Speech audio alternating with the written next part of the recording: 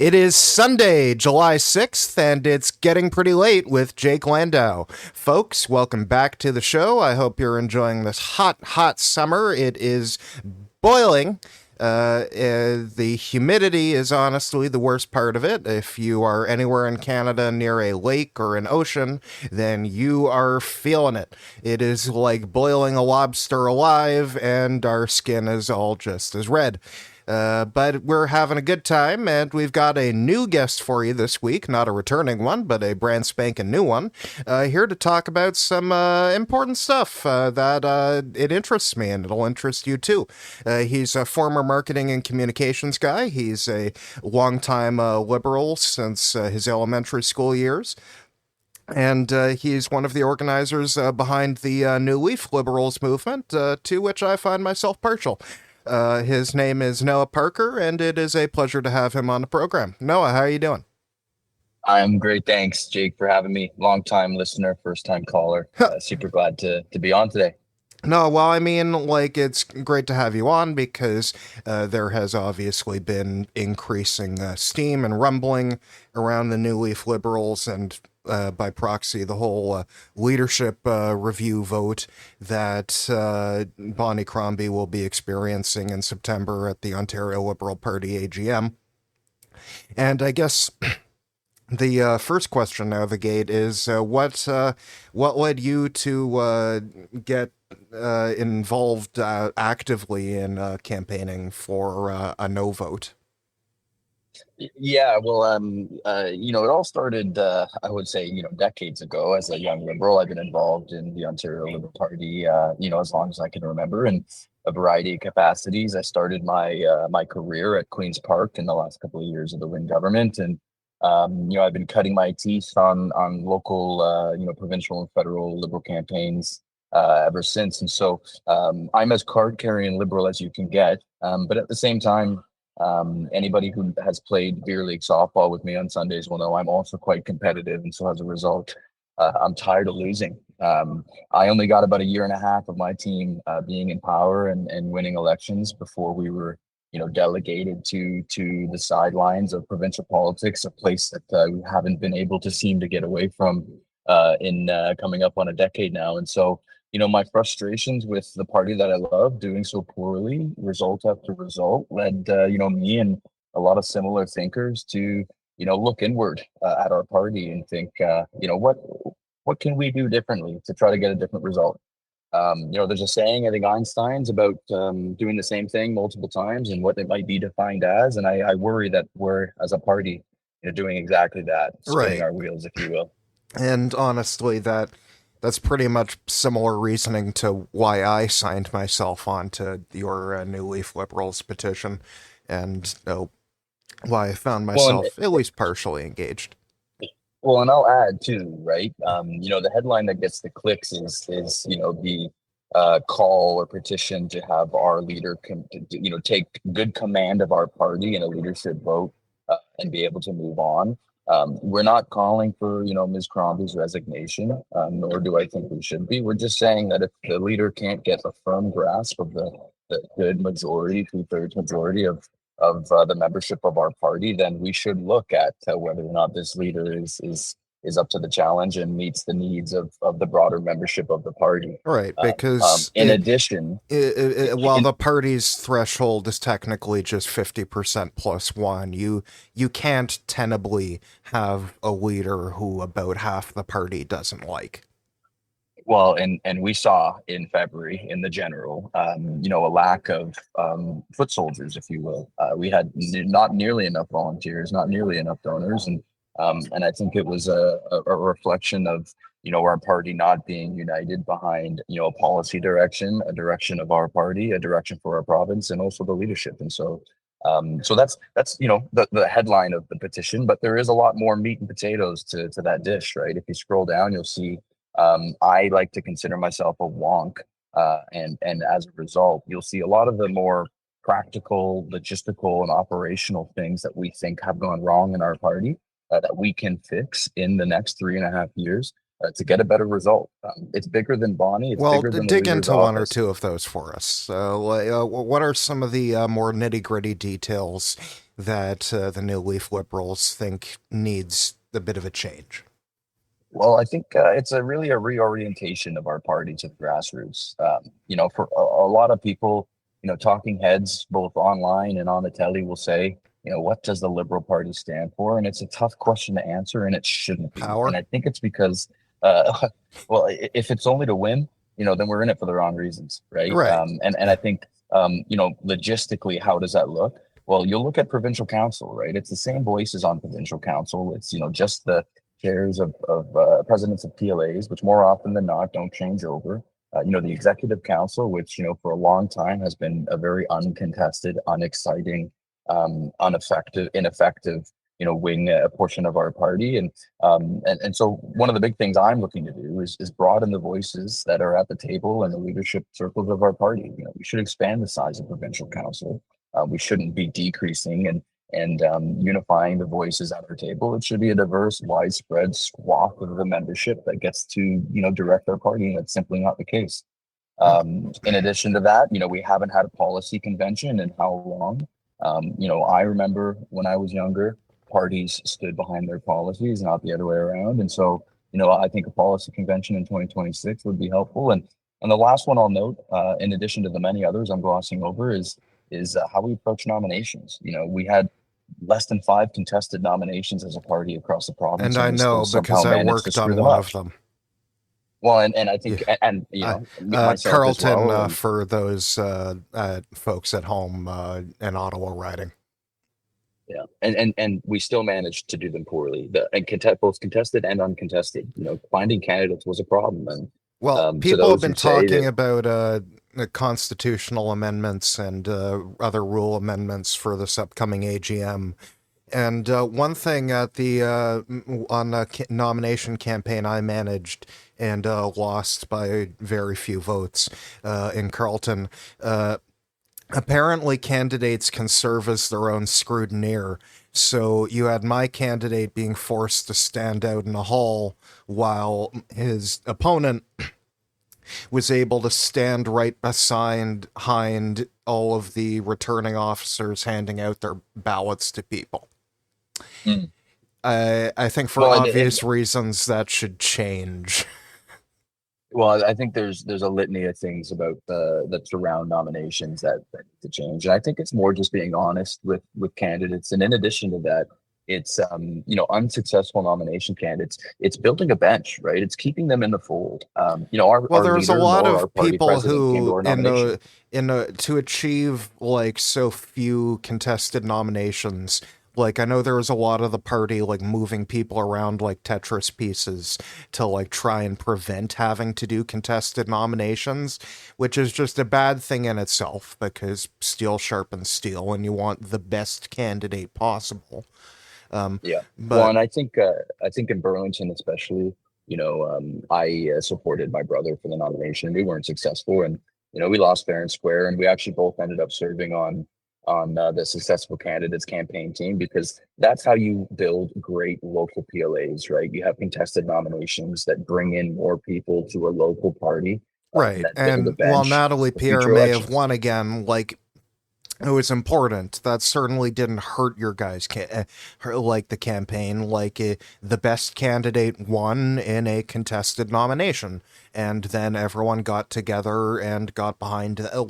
I so yeah, I'm a fan of contested nominations in general, and I'm not a fan of the fact that they seem to be an increasing rarity in Canadian politics.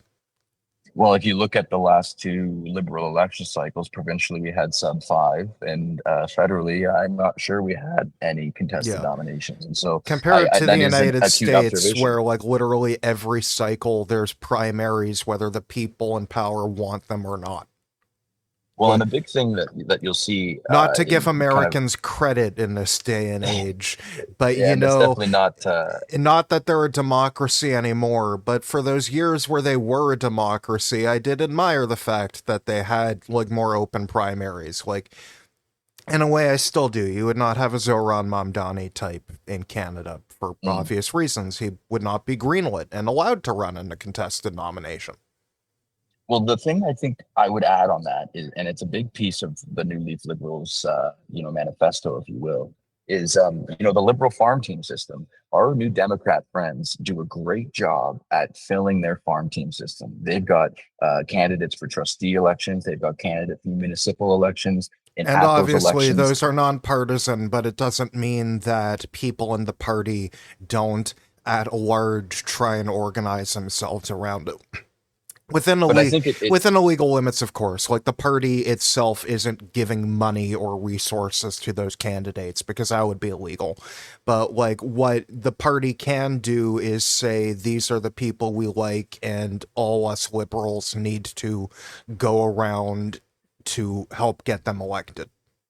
Well, a great case study is Toronto Center, right? Toronto Center, when I was growing up and when I was first involved in the Liberal Party, was considered the second safest seat in the province, right? I worked on David Morris's campaign, and it was two back-to-back crushing defeats in what was the safest riding. And why did it flip? It's because the NDP had the farm system. Kristen Wong-Tam was an obvious new Democrat councillor and was Right. ready to jump to provincial politics, and as a result, flipped the second safest Liberal seat in And the I worked province, with right? Kristen like on various things when they were in city council. So like, yeah, it was no contest. Like people And are going to let's vote for be the honest, incumbent they like and the favorable riding to that party. Like and over, yeah. And we've I like seen David the Morris too. Like he's a nice guy. So like, you and I both, yeah, like I feel bad for him, but and he would have been a terrific legislator. he would have been terrific. But Kristen is also terrific. And isn't it But we've nice to, seen, yeah, right? isn't We it nice we've though to have like ridings where there's multiple good options? Well, and like we've seen, moreover now with Doug Ford, that the municipalities are a creature of the province, right?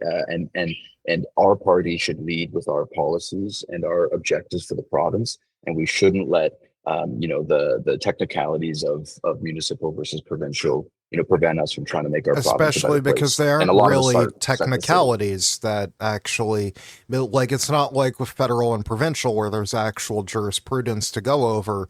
Like, there's no fight between provincial and municipal. The provincial just says what the law is.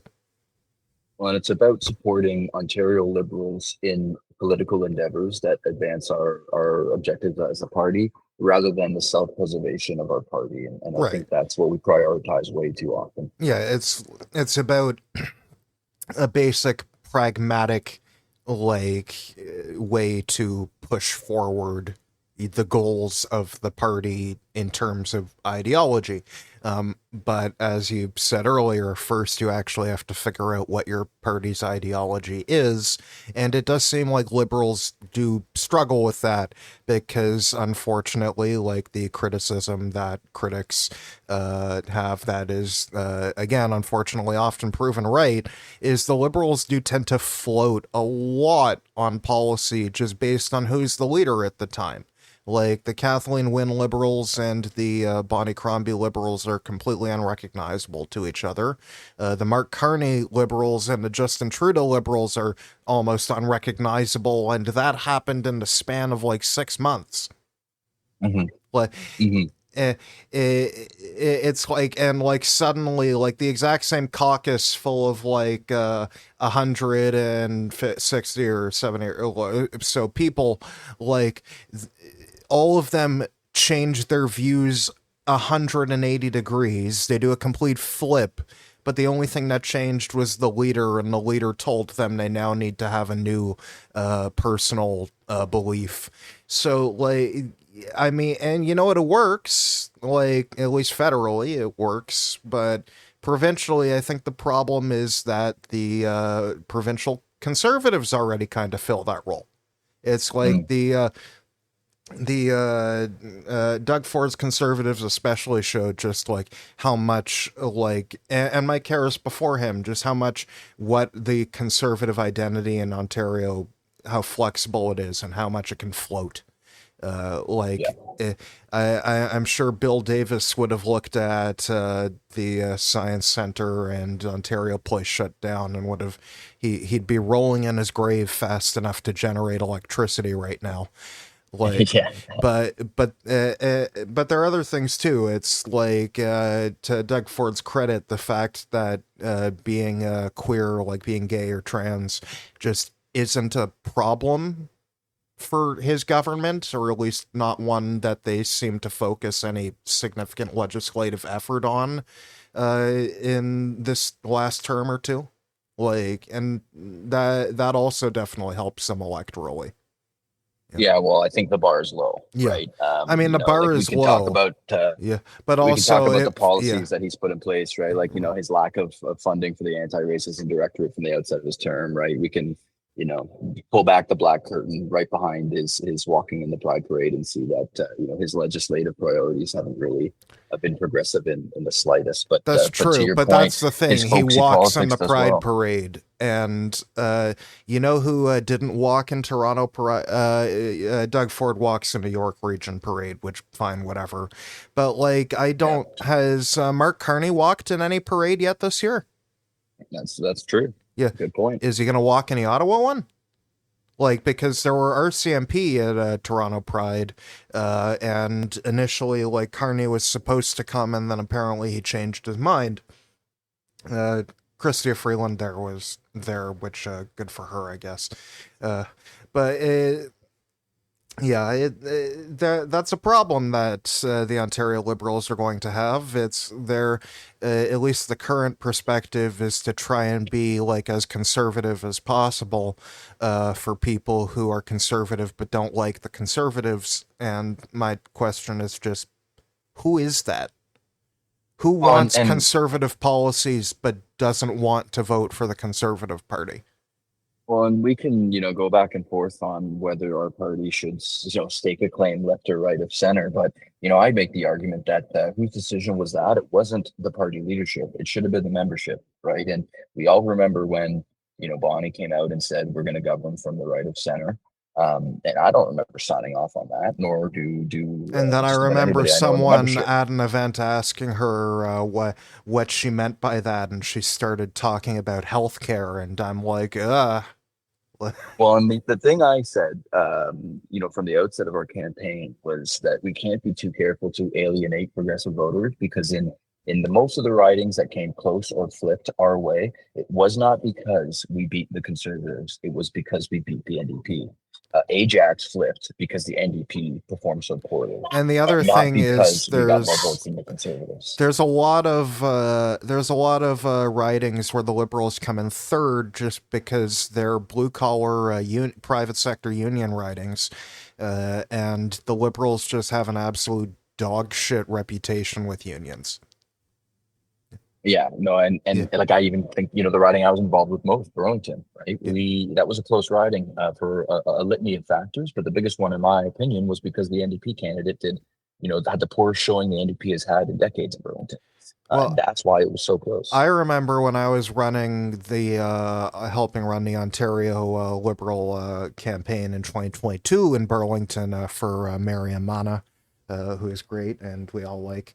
And I remember like doing the opposition research on the NDP candidate, and I had a news clipping of him saying, "I'm not a big union guy," and I'm like, "Then why are you in the NDP?"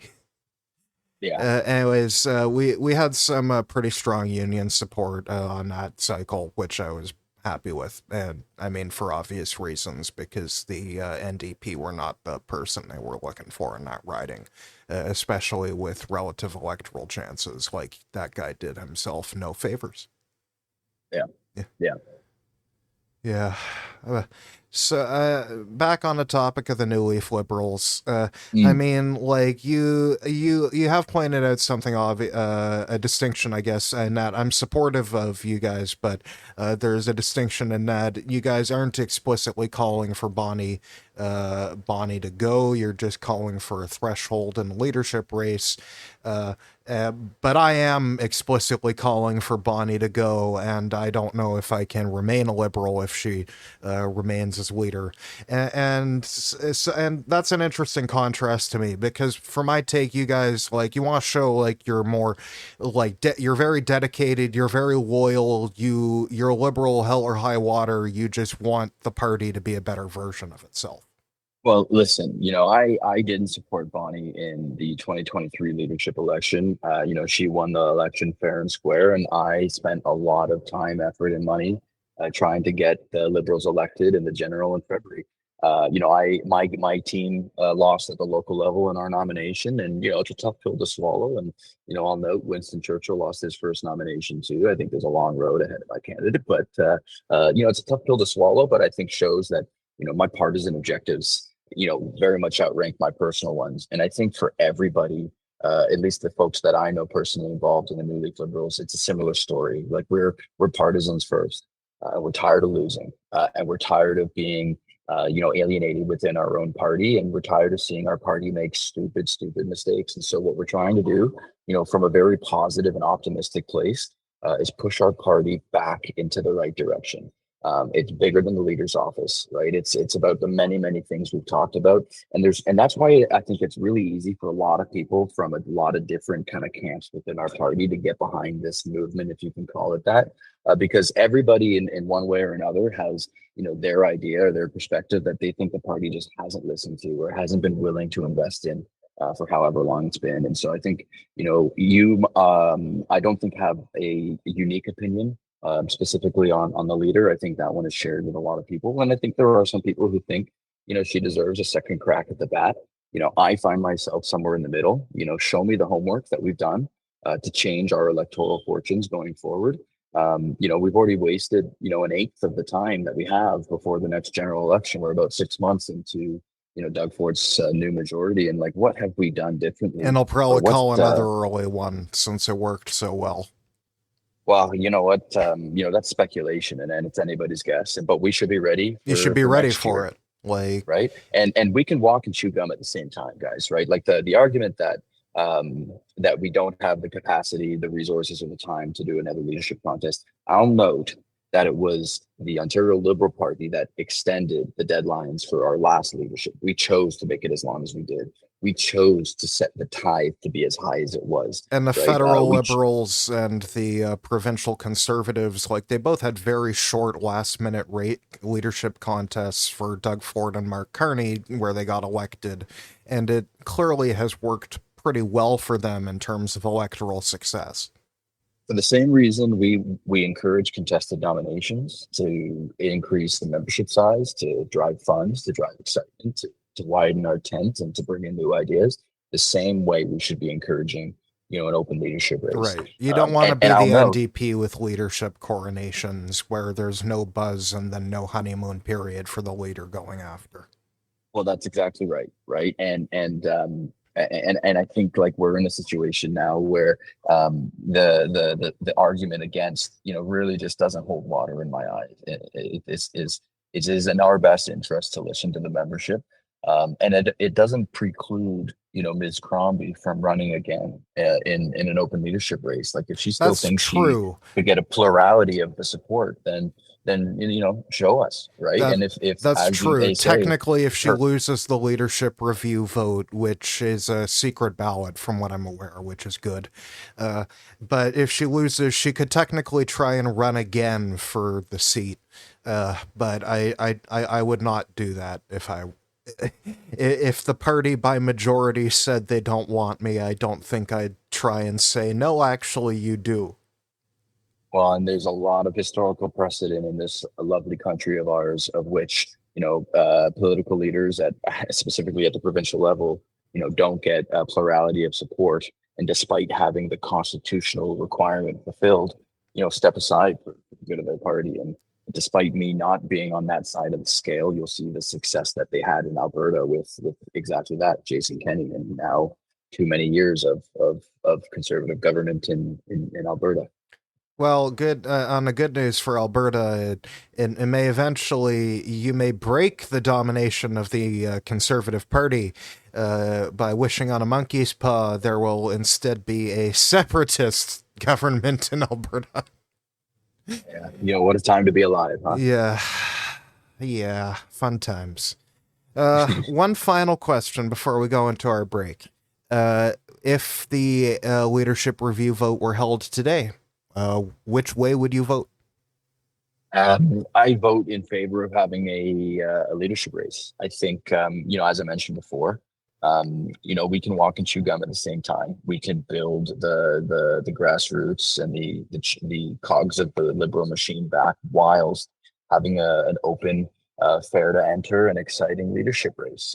I know that so many people have their views and perspectives on where our party's gone wrong, and I think we really need to have a serious, honest, and pragmatic conversation about how we can build a better party that has more diverse voices at the table. And a big way to start that, I think, is with open leadership. I think Ms. Crombie has done a lot of great things for our party, and gave it the good old college try, but there are a lot of things, that low hanging fruit, that I think the kind of the leadership class of our party has taken for granted. And it's an opportunity for us, a membership, pick ourselves up, look at ourselves hard in the mirror, and figure out what we can change together to put us in a better spot.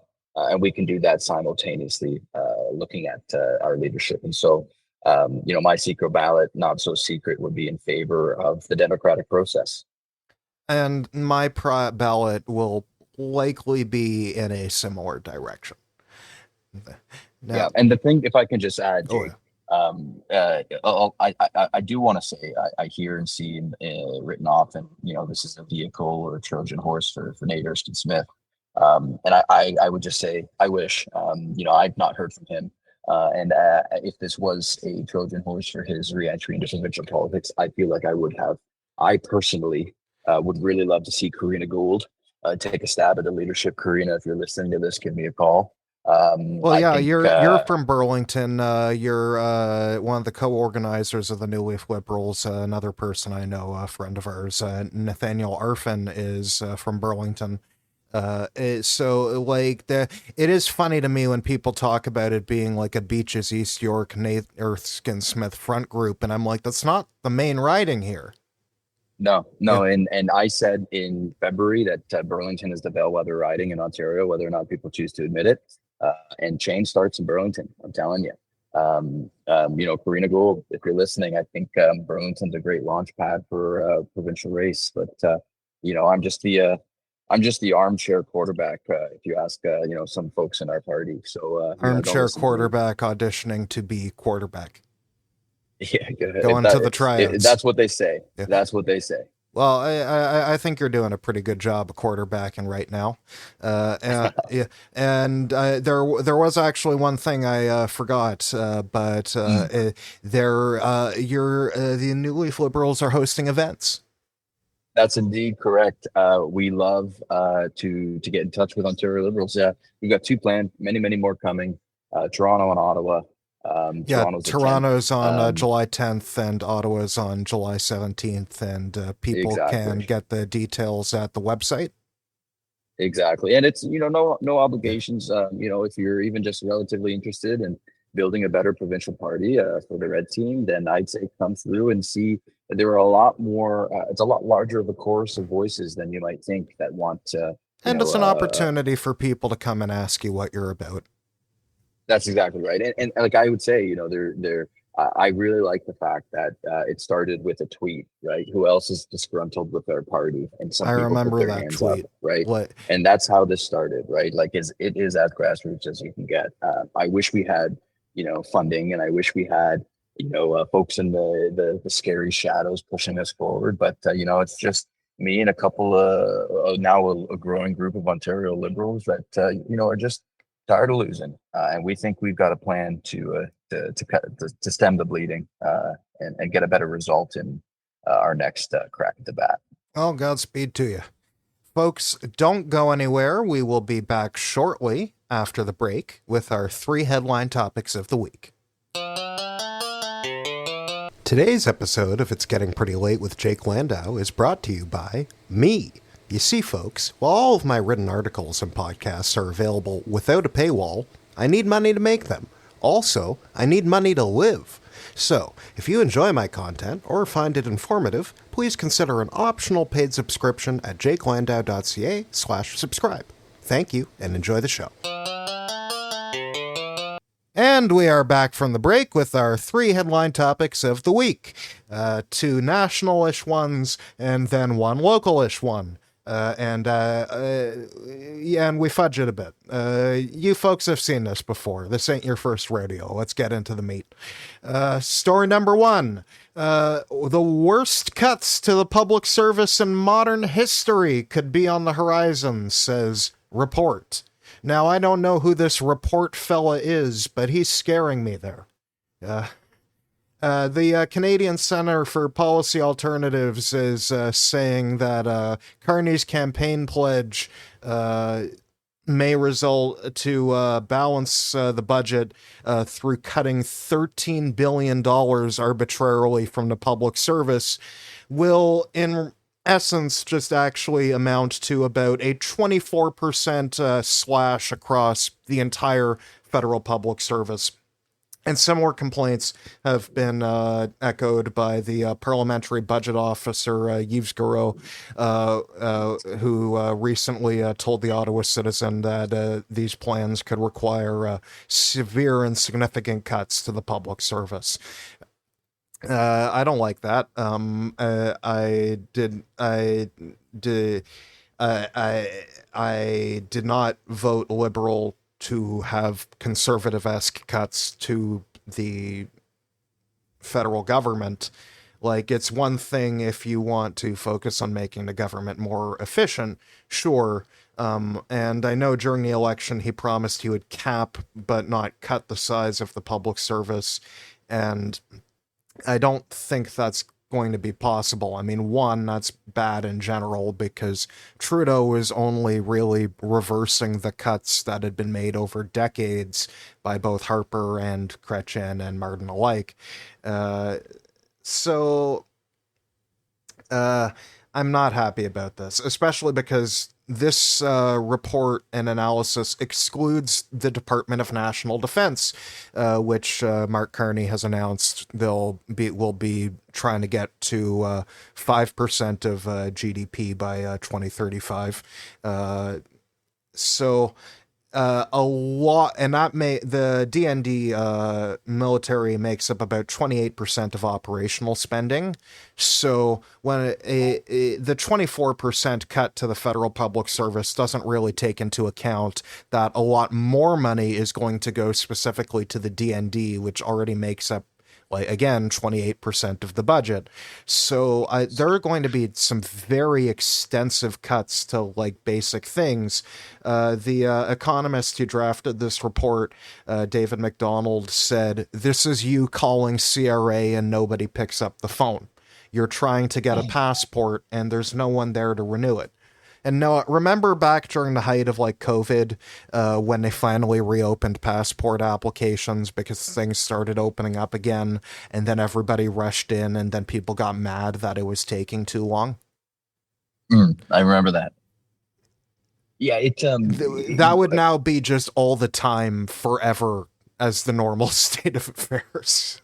Yeah, I think I speak out of both sides of my mouth on this issue because I think we have to be careful not to cut shame, right? Because I'm not too young to remember that when we mid pandemic we're working with to reduce, defund, or cut police budgets. It was a very similar kind of response. Like, well, if you want a police officer to show up when you call 911, then you better not cut the budget, right? And it was the second you take a dime out of that bucket, you see service reductions, right? And it's the same thing on this side, right? Oh, you want somebody to pick up the phone at the CRA, or you want somebody to service Canada. But in this case, I feel like the police would be more akin to military spending in this analogy. They're the one who always goes up year over year while everything else has to suffer cuts to fund it at all costs.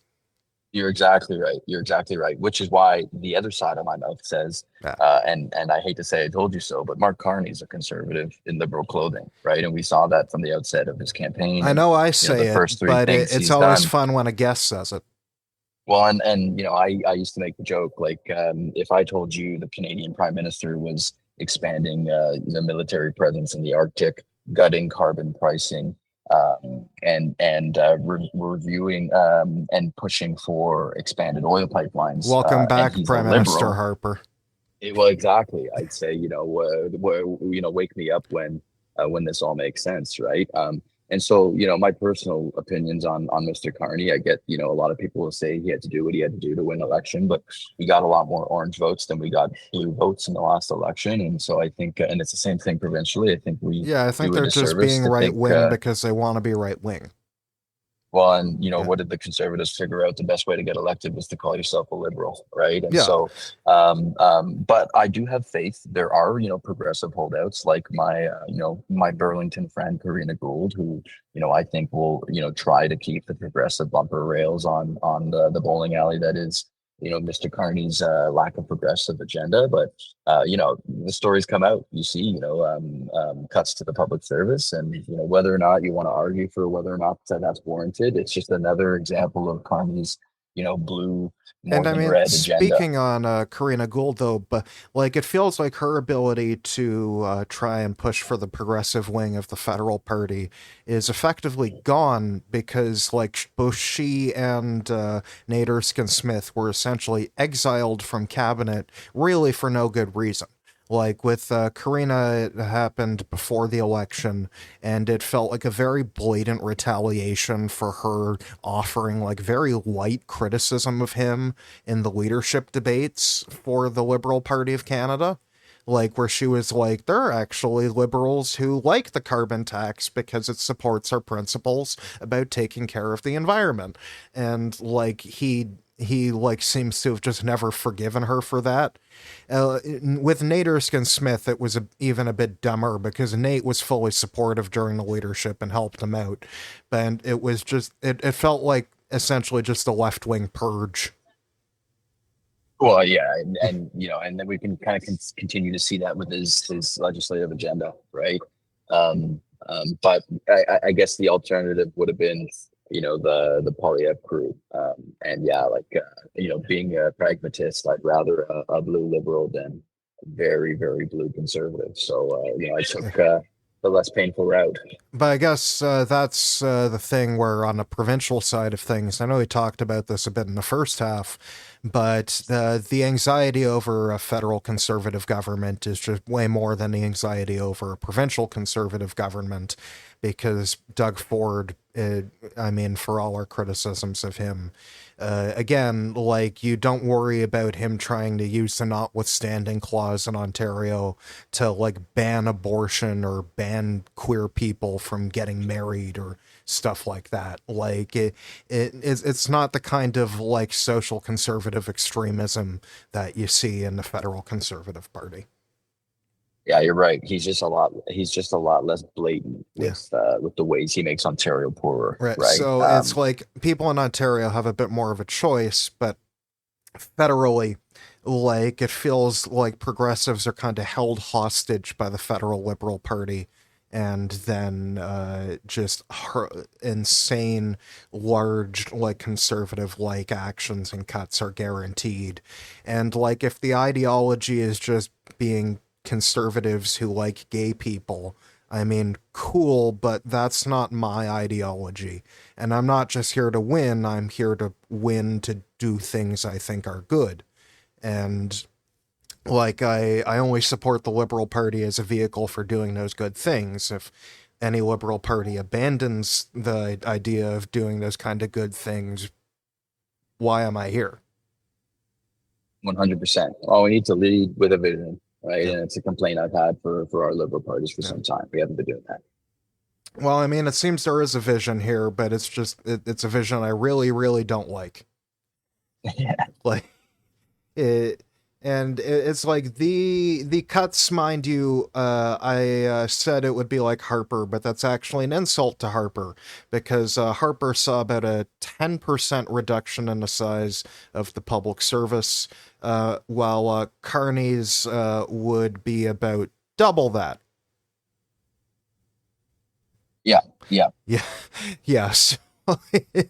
Like I don't know what What to a say time to be here. alive, Like Jake. if conservatives were proposing this, the liberals would have their heads. But suddenly, the Mad Hatter has declared change places, and now all the ideologies are different.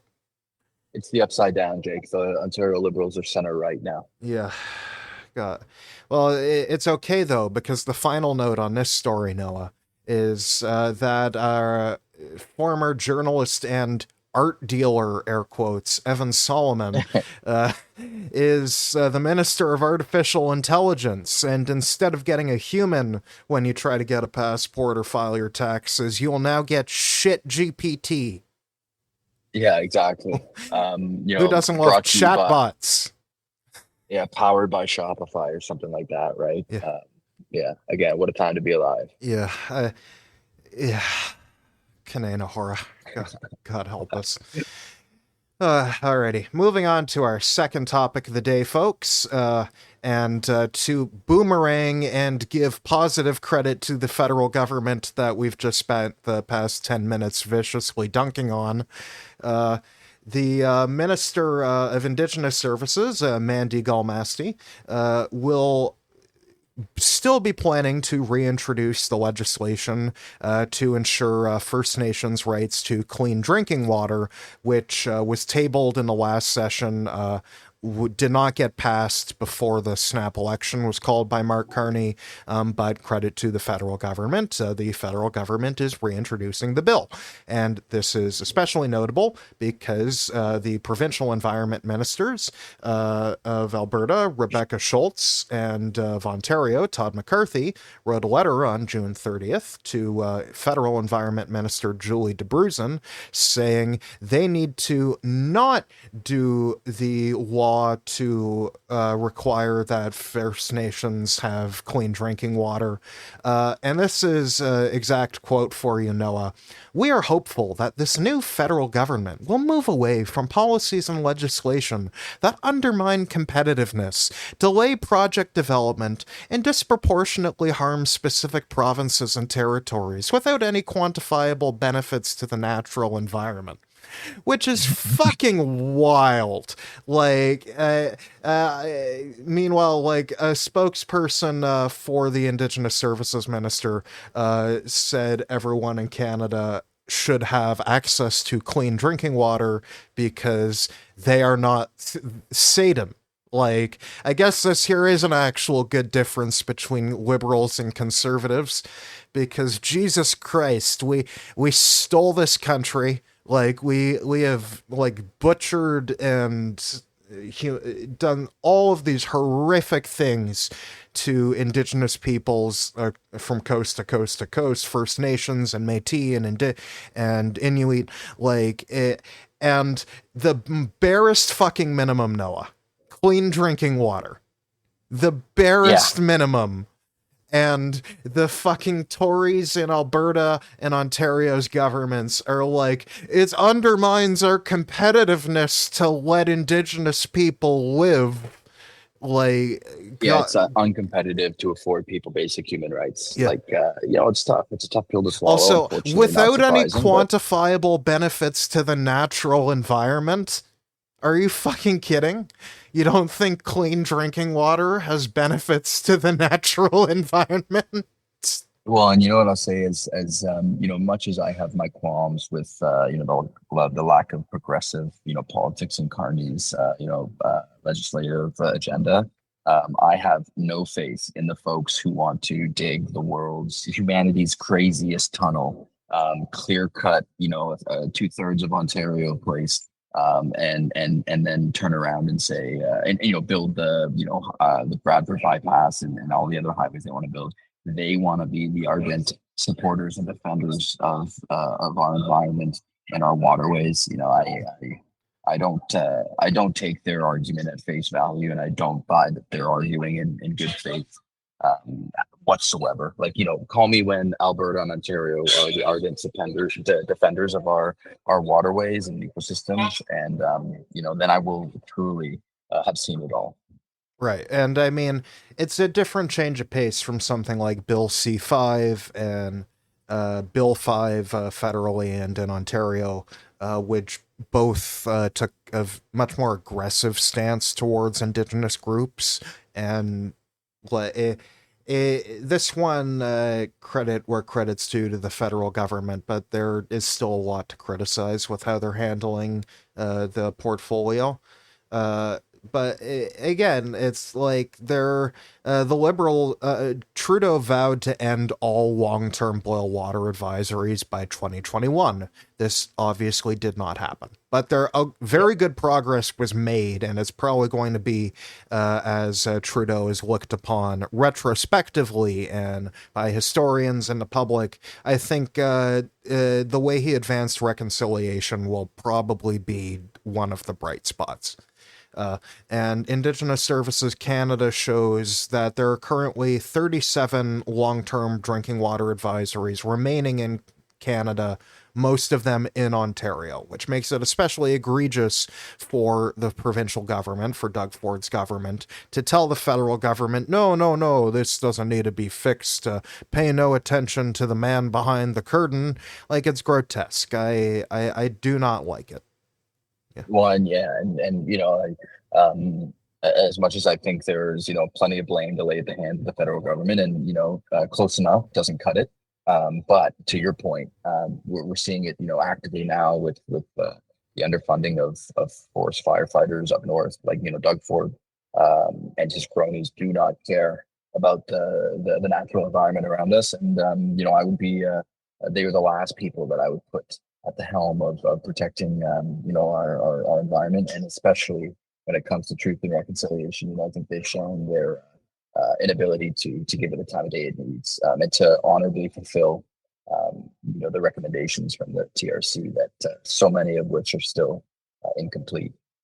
Right. It's just it always really pisses me really fucking bad, like whenever, like, honestly, most times I see any news story about how indigenous people in this country are treated, both by the government, any level of government, and by society and culture at large.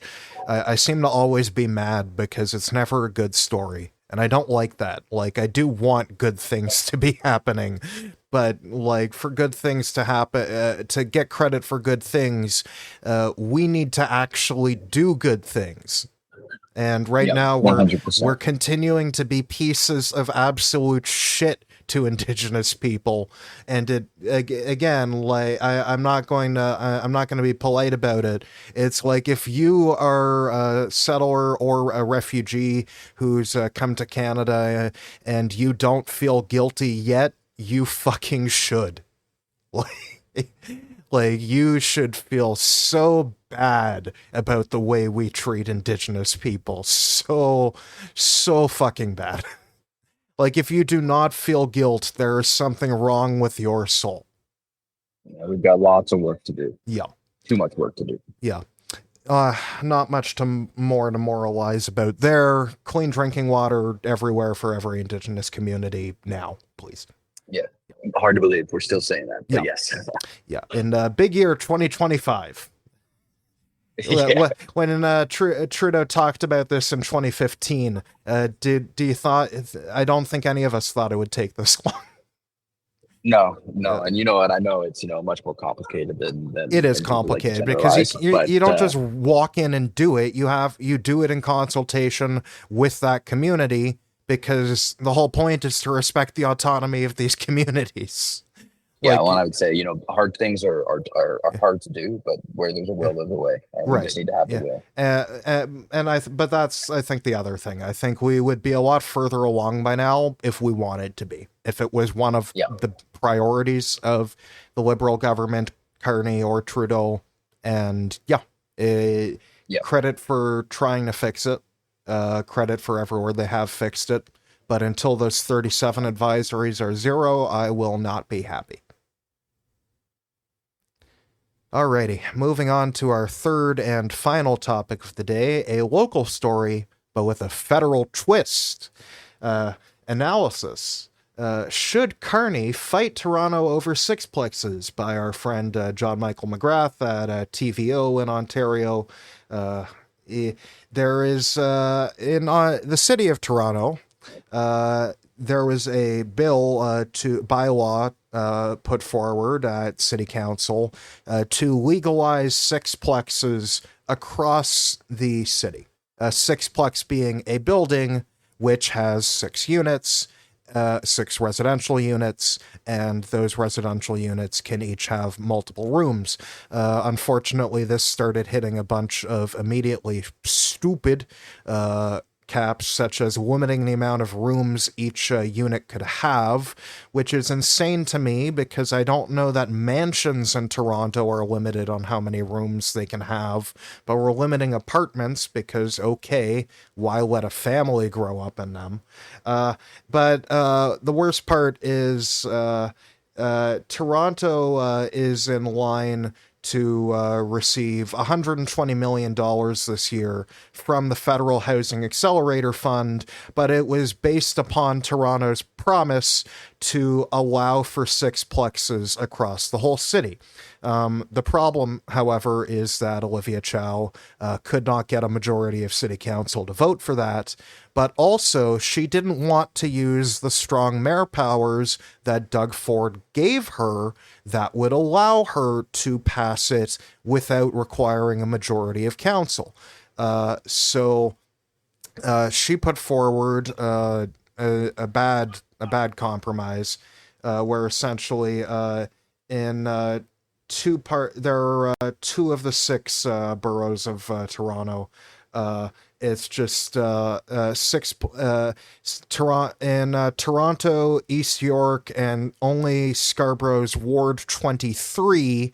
You will be allowed sixplexes, but not other wards in the city. So the old Toronto wards, yes. The East York wards, yes. Ward 23 in Scarborough, yes, because Jamal Myers is the only Scarborough councillor who actually likes housing and wants more of it. But in the rest of the city, it is not, and I think this is crazy, and also the city is under the insane delusion that they will be able to keep the Housing Accelerator Fund money despite going back on the promise they made to the federal government. And now every other city is looking at what's happening here, because if the federal government doesn't do something, then obviously other cities may also start cutting back on this. So Noah, for our no prize question of the week for pointing out the obvious, do you think it's a bad idea for the federal government to give people money for not doing what they were promised money if they said they would do? Yeah, ding, ding, ding. You, Yeah. do you think this will create I look perverse at incentives in our democracy and system of governance? yeah, I feel like it's 2018 all over again. It's cool to be a NIMBY again. But I think back to I'm a Burlingtonian by where I grew up, and so Oakville just next door is a notoriously NIMBY city, and you saw Mayor Burton in 2024, must have been halfway through the year, was kind of slapped on the wrist, and a $25 million slap on the wrist from the federal government because they didn't hit their density targets. And so I would say it's a question of fairness. There are municipalities in Ontario who did not do what they promised to do, and as a result had a financial ding. Town of Oakville, $25 million. And And so there are ones who have done the I hard work across the country and are getting compensated fairly. So it's frankly unfair to both of them. I would agree completely. Now, I will say Toronto's a big, very diverse city with, and not to dig up, the pros and cons of amalgamation, but we're still dealing with, a forced amalgamation and the political consequences of that. But To an extent, I but do. you do forget that in old Toronto, like the NDP mayors, like in the latter half of the 20th century, they were also pretty NIMBY. Like they were opposed even to things like the downtown relief line because they thought it would bring people from out of Toronto into Toronto, and they didn't want, like, there was a lot of weird Malthusian politics on the left, like in those Well, decades.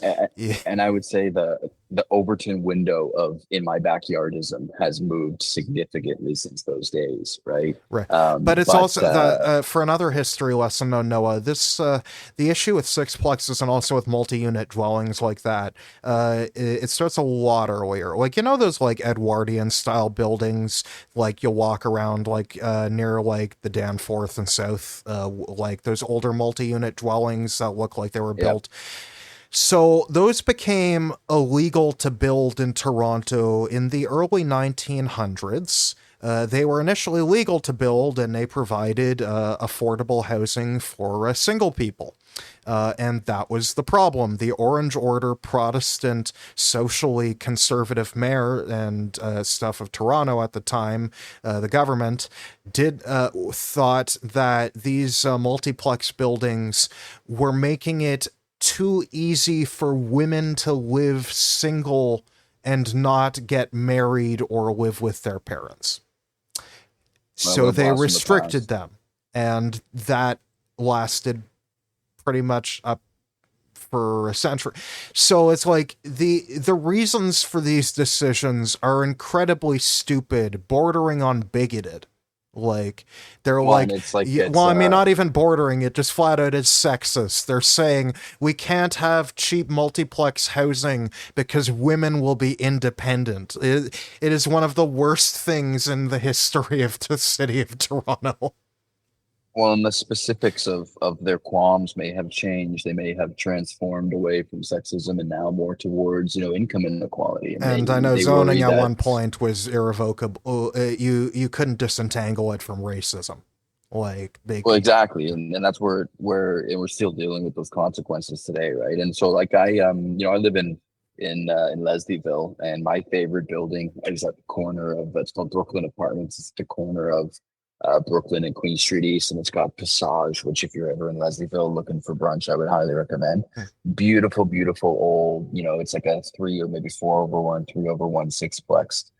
And it's funny because when I have people that come visit me in Leslieville, East End, West End, and they say, "Wow, I love it here. Look at this building; it's so lovely." And I say, "Wouldn't it be great if we could still build those, but they're so illegal to build."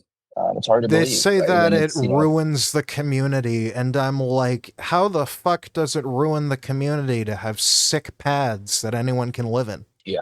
Well, yeah. It's like, said, oh my God, like a 5/1 in a, it's like they talk about it like ruining the atmosphere of their community. And I'm sorry, I don't give a flying fuck. And also, the idea that it aesthetically doesn't fit in is absurd, bordering on stupid. Like, the idea that architects can't make nice-looking multi-unit dwellings. Like, no, that's what they go to school for. Like, that... Yeah. Like, that's their job. And our building code, precludes that kind of building, right? And it's a self-inflicted wound. And we've got city councilors who are very happy to continue the status quo. Right. It's like I live in North. Yeah, I live in North York. I live in Don Valley West in that ward. So my city councilor is Rachel Chernos-Glynn, who does not seem particularly different on the housing profile from her predecessor Jay Robinson. The sixplexes won't be legal in my ward of the city, or anywhere. Now, I do have the fortune of. I'm in East York, so we'll be getting some sixplexes, but you go 2 blocks west of that building I just mentioned, and you'll find yourself on Jones, and you'll see that the councillor is actually going against a pre-approved bike lanes on Jones. So it's the nimbiness, you don't have to go far in Leslieville to find it smacking you in the face. I feel different about York and North York because of how much more tightly they're integrated with like East York and downtown. But like Etobicoke and Scarborough, at many points, I do feel that they should be split off from Toronto and put into Peel region and into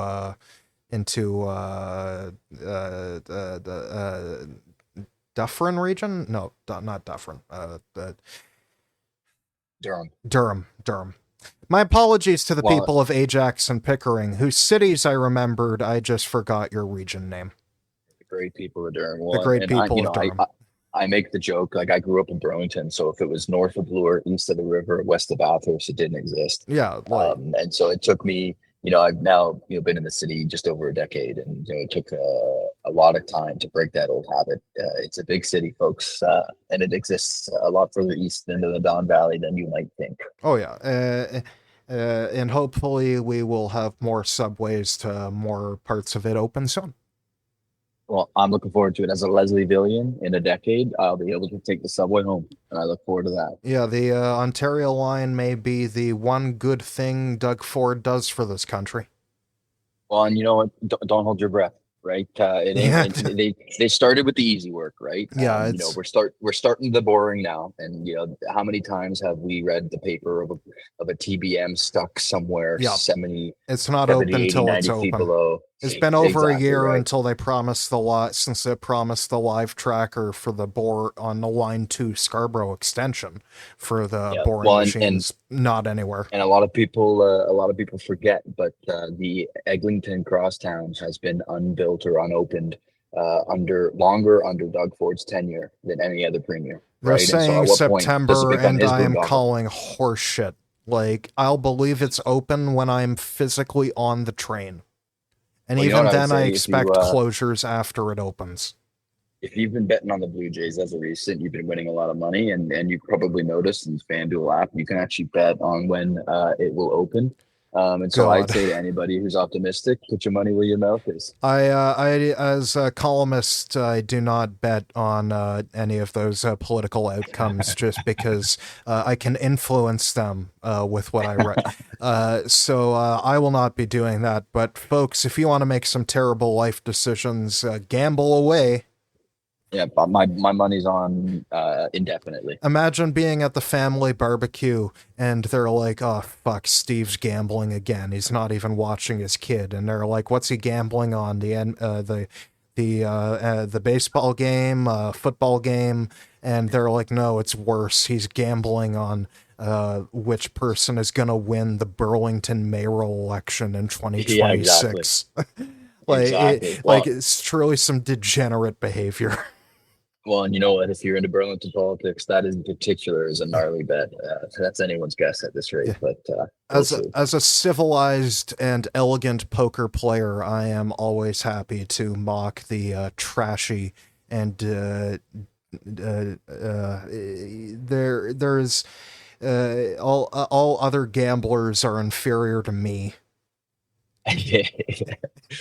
Well, what's Uh, the meme? What's the meme? You're always, one hand or one trigger away from the diamonds in the rough, but you just can't turn around, can't go back.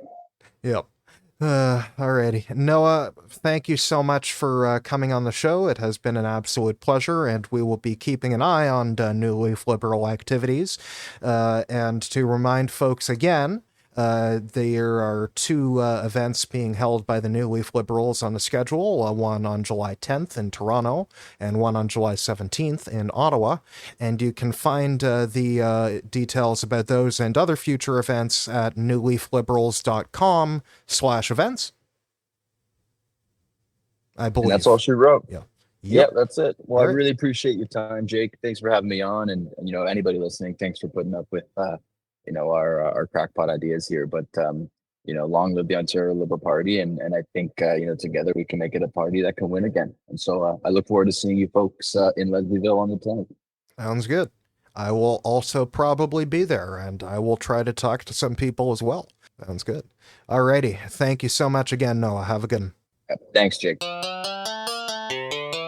And that'll do it for this week's episode, folks. Thank you once again to Noah Parker for joining the program to talk about the New Leaf Liberals and what it is they want for Bonnie Crombie and the Ontario Liberal Party, whatever the future of that party may be, and whatever my future in that party may be. And if you want to talk about it with them, I'm sure they would be happy to see you at their events in Toronto or Ottawa or any other time around the clock. But next week, we will have a more familiar guest for you, a very, very return guest I'm always happy to have on the program. So we will see you then, folks, and toodaloo. This is the end of the show. Bye.